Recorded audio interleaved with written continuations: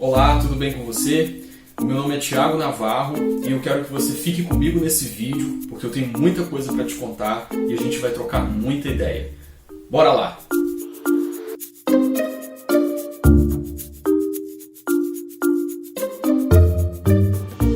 No vídeo de hoje eu vou falar com vocês sobre o Fundeb. Vou explicar para vocês, detalhe por detalhe, o que é o Fundeb. Vou fazer um histórico também para vocês entenderem de onde que ele vem.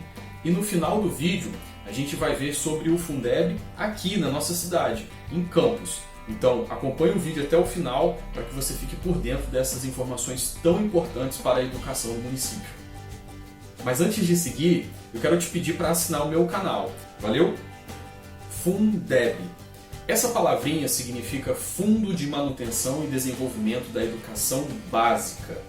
É da onde sai a maior parte do dinheiro para pagar as despesas das escolas públicas ao redor do Brasil.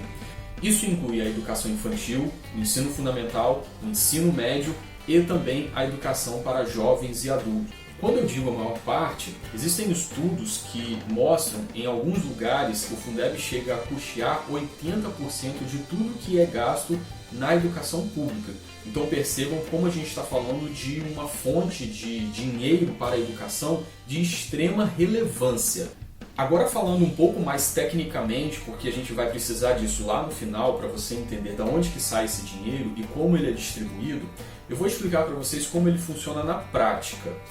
É um conjunto, na verdade, de 27 fundos, 26 estados mais um do Distrito Federal. Todos os municípios e estados depositam nesse fundo, uma espécie de conta bancária, 20% dos impostos que são arrecadados e que já são previamente estipulados para a educação. Depois disso, o governo federal ele faz uma complementação de 10% sobre todo o valor que foi arrecadado. Uma vez formado esses 27 fundos, eles são redistribuídos para os sistemas de ensino, ou seja, eles voltam para os sistemas municipais e estaduais. De que forma? Com base em dois critérios. Primeiro, a quantidade de alunos que são matriculados nesses sistemas de ensino, seja os municipais ou os estaduais, e o tipo de matrícula. Ou seja, existe um fator de multiplicação que torna um pouquinho mais cara, um valor um pouquinho maior para a matrícula do ensino integral, por exemplo, onde a criança fica de manhã e de tarde na escola, e um pouquinho mais barato para os outros sistemas de ensino que são mais em conta, por teoria gastariam menos dinheiro. Falando um pouco do histórico do Fundeb, a gente precisa ir lá atrás no governo do então presidente Fernando Henrique Cardoso, quando esse assunto todo surgiu, através do Fundef, com F no final. Lá naquela época foi criado um fundo, não exatamente como o de agora, mas para custear todas as despesas da educação do ensino fundamental. Mais para frente, já no governo do presidente Lula, isso foi transformado em Fundeb e aí partiu algo maior, pegando da educação infantil até o ensino médio, e se chamou Educação Básica, ou seja, saiu o F de Fundef e entrou o B para formar aí o Fundeb. Uma coisa interessante é que isso foi criado no ano de 2007 com uma data específica para duração. Exatamente nesse ano de 2020, no dia 31 de dezembro, o Fundeb tem data para acabar. Tiago, e o que vai acontecer para o futuro em 2021? Bom, é justamente sobre isso que eu quero falar com vocês daqui para frente. Porque está rolando nesse momento, ao longo dessa semana, várias discussões e vai ser provavelmente votado ainda essa semana uma PEC que vai tentar prorrogar, inclusive consta na proposta da PEC, fazer a continuidade do Fundeb sem uma data de término, fazer com que ele seja longo aí, sem uma data necessariamente para acabar. A PEC que está sendo tramitada na Câmara dos Deputados é a de número 15 de 2015. Ela foi redigida pela deputada federal Dorinha e tem alguns pontos importantes que a gente precisa ver. Primeira coisa, consta lá que a partir de então o Fundeb vai ser permanente, ou seja, não vai ter uma data para acabar. Segundo, o valor que é complementado pelo governo federal, que atualmente é de 10%, subiria de modo escalonado até 20%. e também traz novas regras de redistribuição. E aqui é um ponto muito importante que a gente precisa entender por que é necessário novas regras de redistribuição. Conforme você pode ver nesse mapa, a forma atual onde o governo federal faz o complemento ocorre por estado. O governo vai lá, vê quais são os estados mais pobres que conseguiram arrecadar nos seus fundos o menor valor e faz a complementação de baixo para cima. Da forma como acontece hoje em dia, ocorre alguns desvios da necessidade real das escolas. Como assim? Cidades ricas que estão dentro de estados considerados pobres passam a receber mais valor do que outras cidades pobres que eventualmente estão em estados como o do Sudeste, que tem uma arrecadação maior, né? Os chamados estados ricos. Se ficou difícil para você entender, eu tenho um exemplo muito bom, município vizinho a Campos, que é São Francisco de Itabapoana. Encontra-se no estado do Rio, que tem uma arrecadação boa, né, para formar o seu fundo, mas é um município pobre, um município que precisaria de mais recursos. Então, percebam como a gente conseguiria redistribuir melhor se essa complementação do governo federal fosse para os municípios que precisam mais e não para os estados que precisam mais. Seria muito mais equilibrado.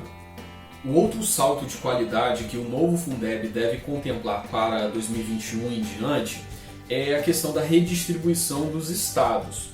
Por quê? Atualmente são usados dois critérios, de quantidade de matrículas e o de tipo de matrículas, se é creche, se é ensino fundamental, se é integral, se é apenas um turno. Deve ser acrescentado dois novos critérios. A localização geográfica da escola, do sistema de ensino. Por quê? Para pegar locais onde tenha uma maior incidência de pobreza, uma área de maior vulnerabilidade e que consiga levar mais recursos para onde mais precisa. E a outra coisa é o fator socioeconômico do público daquela escola. Então deve ser ampliado, né, os critérios, as considerações para nivelar melhor, permitindo que chegue mais dinheiro aonde mais precisa. E agora chegou a parte tão esperada, vamos falar da nossa cidade, vamos ver como é que está o Fundeb aqui em Campos. Antes de mais nada, eu queria dizer que algumas pessoas têm uma falsa ideia de que o Fundeb é um valor único e imutável, ou seja, que não tem variação, que é sempre o mesmo valor ano após ano, mês após mês. E na verdade não é isso.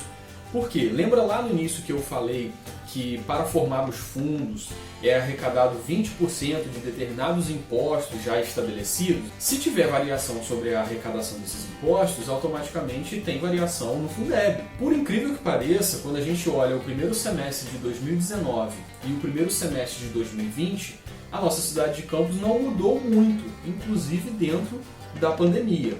Em 2019 nós tivemos um repasse de Fundeb no primeiro semestre de janeiro a junho de 100 milhões e em 2020 um repasse de janeiro a junho de 97 milhões. Esses valores foram os valores que a Prefeitura de Campos recebeu, comparando 2019 com 2020. O total recebido de Fundeb pelo município de Campos ao longo do ano de 2019, quando a gente pega o ano completo, foi de 196 milhões. Aqui fica uma coisa muito interessante de observar. Esse não foi o valor total gasto pela Prefeitura no ano passado. Porque o Fundeb ele não paga tudo, né? Ele paga grande parte das despesas da educação, mas ele não paga tudo.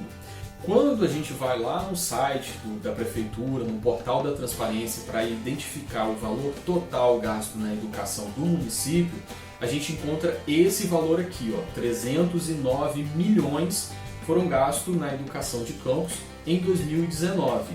O interessante da gente observar é que, de acordo com os dados da própria Prefeitura, nós temos no município cerca de 53 mil alunos, chegando a um valor anual gasto por aluno no município de Campos de R$ 5.841. E quando a gente divide isso aí por 12 meses, a gente chega a um valor aproximado de R$ 500 por aluno no município. Quando a gente compara esse número com outros sistemas de ensino em outras cidades, a gente percebe que a gente gasta até pouco. em lugares gastando R$800, R$1.000 por mês para cada aluno. Também a gente tem que destacar que os resultados da educação no município de Campos não são bons, nem nessa gestão e nem nas gestões passadas. O IDEB, que é a principal medição, nós amargamos resultados medianos para ruins. Então a gente precisa, de fato, pensar em alguma estratégia que possa, primeiro, gastar um pouquinho mais por aluno e, segundo, melhorar os nossos resultados, porque do jeito que está indo, a gente não está nem um pouquinho bem. Era isso que eu queria falar com vocês nesse vídeo sobre Fundeb. Dúvidas, mandem comentários, escrevam para mim, perguntem, porque a gente precisa entender, a gente precisa conversar e, principalmente, a gente precisa saber onde que a gente quer chegar com a educação. Porque a gente precisa chegar em algum lugar. É através dela que a gente vai conseguir isso. Muito obrigado e até o próximo vídeo. Valeu!